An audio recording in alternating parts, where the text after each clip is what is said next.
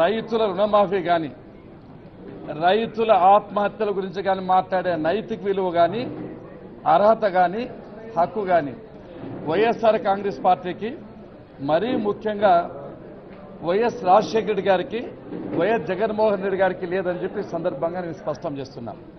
కారణం ఏమంటే 2004 సంవత్సరంలో వైఎస్ రాజశేఖర రెడ్డి ప్రతిపక్షంలో ఉన్నప్పుడు ఇంకా అధికారంలోకి రాకముందు అసెంబ్లీలో మాట మాట్లాడే ప్రతిపక్ష నాయకుగా నేను అధికారంలోకి వస్తే ఈ రాష్ట్రంలో ఏ ఒక్క రైతు కూడా ఆత్మహత్య చేసుకోడు అని ఆ సందర్భంలో ఆయన ప్రస్తావించడం జరిగింది. ఆయన అధికారంలోకి వచ్చిన తర్వాత భారతదేశ చరిత్రలో 29 రాష్ట్రాల్లో ఏ రాష్ట్రంలో జరగనంతగా 14,000 మంది రైతులు ఆయన హయాంలో, తర్వాత 5 ఏళ్లలో 10,000 మంది, మొత్తం 24,000 మంది రైతులు ఆత్మహత్యలు చేసుకున్నారు. ఆ రికార్డ్స్ ప్రకారం మనం చూస్తే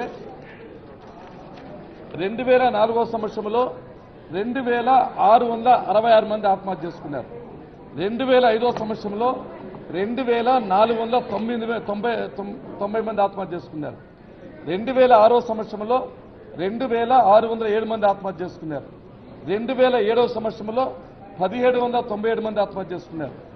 2008 సంవత్సరంలో 2,105 మంది ఆత్మహత్య చేసుకున్నారు. 2009 సంవత్సరంలో 2,414 మంది ఆత్మహత్య చేసుకున్నారు. 2010 సంవత్సరంలో 2,525 మంది ఆత్మహత్య చేసుకున్నారు. 2011 సంవత్సరంలో 2,206 మంది ఆత్మహత్య చేసుకున్నారు. 2012 సంవత్సరంలో 2,572 మంది ఆత్మహత్య చేసుకున్నారు.